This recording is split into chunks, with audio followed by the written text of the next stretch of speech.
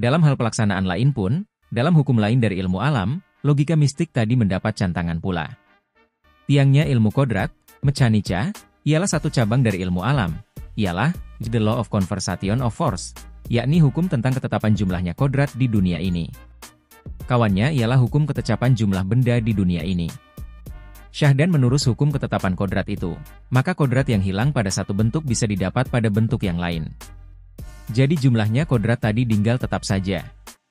Hukum ini dilaksanakan oleh Joule, seorang ahli ilmu kodrat Inggris, 1818 sampai 1889, seperti berikut.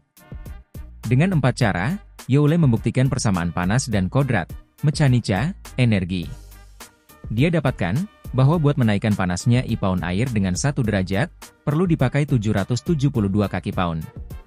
Artinya, ialah banyaknya kodrat yang perlu dipakai buat menaikkan 772 pound 1 kaki ke atas. Jadinya Joule mendapat panas. Tetapi dia kehilangan kodrat. Jumlah kodrat di dunia tinggal tetapi seperti dahulu. Cuma sekarang kodrat yang hilang itu berupa panas, yaitu satu bentuk dari kodrat juga. Banyak persamaannya dengan seorang hartawan yang umpamanya mempunyai uang yang nilainya 1 juta rupiah tetapi yang 500.000 rupiah dia belikan rumah, kapal dan sebagainya. Sebagian dari hartanya sudah bertukar tupa, ialah menjelma menjadi rumah, kapal dan sebagainya. Tetapi jumlah nilainya tetap 1 juta rupiah juga. Hartanya itu betul bertukar bentuk, uang emas bertukar menjadi rumah, kapal dan sebagainya, tetapi rumah dan kapal itu pun harta juga. Begitu juga Joule mengadakan hukum tentang perhubungan panas listrik. Hukum ini dipakai pada persoalan lampau. Seperti jumlahnya kodrat itu tetap di alam ini, begitu juga jumlahnya benda, mas. Satu benda yang berupa alat asli, elemen, bisa hilang. Tetapi yang timbul umpamanya keju atau daging. Garam yang terkandung oleh bangkai hewan atau mayat manusia yang hilang, bisa dicari pada tumbuhan yang menghisap garam tadi. Yang hilang ialah garamnya atau airnya kucing atau manusia, yang timbul ialah bambu atau pohon kelapa. Jumlah zat atau benda di alam tetap, seperti dahulu juga. Kalau beratnya manusia yang hilang itu 50 kg, maka berat kaju yang gantinya itu 50 kg pula. Zat asli, elemen, yang dikenal di dunia sekarang adalah 92 buah. Zaman dahulu cuma 4 buah saja, ialah tanah, air, udara, dan api. Tak heran kalau besok atau lusa angka 92 sekarang akan ditambah lagi. Bagaimana zat asli yang 92 buah yang sekarang dikenal itu berpadu dan berpisah sudah banyak pula dikenal.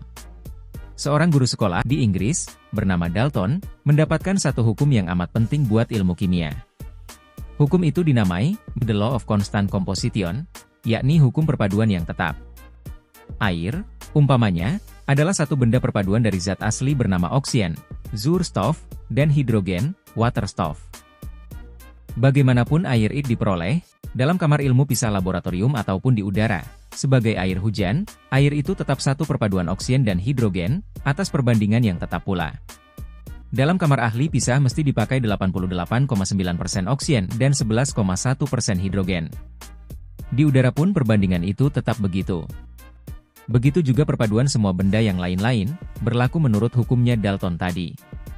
Demikianlah garam dapur yang dibikin di kamar ahli kimia, ditambang ataupun dari air laut takluk kepada hukumnya Dalton. Kalau keperluan satu benda atas 92 macam zat asli tadi sudah diketahui, maka tambah atau susutnya benda itu sesudah beberapa lama dapatlah pula dihitung. Seorang bayi yang beratnya baru 3 kg, tetapi sesudah umpamanya 20 tahun menjadi 53 kg, maka tambahan yang 50 kg dalam 20 tahun itu bukanlah tambahan oleh kodratnya malaikat ataupun setan. Tambahannya itu ialah zat minyak, fat, putih telur, eiwit, protein, tepung, zetmel, carbohidrat, air, dan lain-lain zat yang diterima oleh bayi tadi dalam tempo 20 tahun tadi. Kalau satu mayat yang beratnya 50 kg sesudah beberapa tahun cuma tinggal 20 kg tulang belaka, maka daging yang hilang, yang terdiri dari beberapa zat asli yang sudah diketahui itu, tidaklah melayang ke matahari, bulan ataupun lain tempat, melainkan tinggal dalam daerah bumi kita, dalam bumi dan udara dikelilingnya. Barangkali sebagian dikandung oleh tumbuhan di sekitarnya tumbuhan tadi, di dalam tanah atau air yang di sana-sini atau di udara. Hilangnya zat asli di alam ini bisa didapat kembali di tumbuh-tumbuhan atau hewan dalam alam kita juga. Tambahnya zat asli itu boleh dihitung dari zat asli yang bebas dari kandungannya hewan atau tumbuhan di tempat yang mendapat tambahan tadi. Jumlah di alam tetap saja seperti dahulu. Tak ada tambahnya, dan tak ada pula kurangnya. Seandainya bumi kita sekarang mempunyai jumlah zat X kilogram, tetapi besok cuma X Y kilogram, maka yang Y kilogram itu boleh kita cari pada tumbuhan, hewan ataupun manusia yang menerimanya. Jumlahnya di dunia tetap X kilogram juga. 92 elementen zat asli yang dikenal sekarang, yang ada di bumi dan udara kita pulang pergi, tumbuh atau mati, menjelma menjadi rumbuhan, hewan dan manusia dan kembali pula ke tanah atau udara. Jumlahnya tetap. Berpadunya atau berpisahnya berlaku menurut hukum yang tetap. Hilang pada satu tempat, terdapat pada tempat yang lain. Tak ada tambah jumlahnya. Tak pula ada kurangnya. Benda itu tetap jumlahnya. Kodrat, energi. Itu tetap pula jumlahnya, di dunia ini, di bumi dan sekalian binatang di langit, serta di udara yang terdapat di alam ini. Tadi logika mistik mendapat bantahan dari hukum evolusi, the law of evolution. Dalam uraian kita di atas ini, kita lihatlah kritik yang lain. Logikanya mistik pertama berbantah dengan hukum tentang ketecapannya jumlah kodrat di dunia ini, Yole. Bertentangan kawannya ialah hukum ketetapan jumlah benda. Sama sekali tidak bisa dicocokkan dengan hukum perpaduan yang tetap, Dalton. Diperingatkan lagi, bahwa Mahadewarah dalam kurang dari sekejap mata, dengan kata pepatah saja, menimbulkan jutaan-jutaan bintang, bumi dan langit. Pertama di sini kita lihat kejadian yang berlawanan dengan common sense, pikiran sehat. Baik dalam kamarnya ahli pisah, ataupun di luarnya tak pernah kita menyaksikan satu kata bisa menimbulkan benda. Dalam dongeng atau cerita memang kita cukup menjumpai kegaiban itu. Tetapi dalam 40 tahun belakangan ini saja, di antara 2 miliar manusia itu belum pernah saya dengar satu makhluk yang bisa dengan kata saja menimbulkan seekor macan, janganlah lagi bumi atau bintang. Rohani, kata, kosong, menurut pikiran sehat tak bisa menimbulkan benda. Tak ada itu tak bisa menimbulkan ada. Tetapi dalam logika ataupun dialektika yang berdasarkan kebendaan, hal itu adalah mustahil satu omong kosong. Lapar tak berarti kenyang buat si miskin. Si lapar yang kurus kering rak akan bisa kita kenyangkan dengan kata kenyang saja walaupun kita ulangi 1001 kali. Kedua, sudah kita lihat, bahwa menurut hukum tentang keterapannya jumlah kodrat, satu rupa kodrat bisa menjelma mengambil rupa yang lain. Cuma jumlahnya di dunia tetap adanya. Jadi kalau rohani atau kodratnya Mahadewa kehilangan jumlah kodrat yang ada di seluruhnya dunia. Pendek kata, roh itu sendiri tak mempunyai kodrat alam naturkraft, natural force, yang berupa panas, cahaya, listrik, dan lain-lain yang semuanya terkandung dalam benda di seluruhnya alam kita.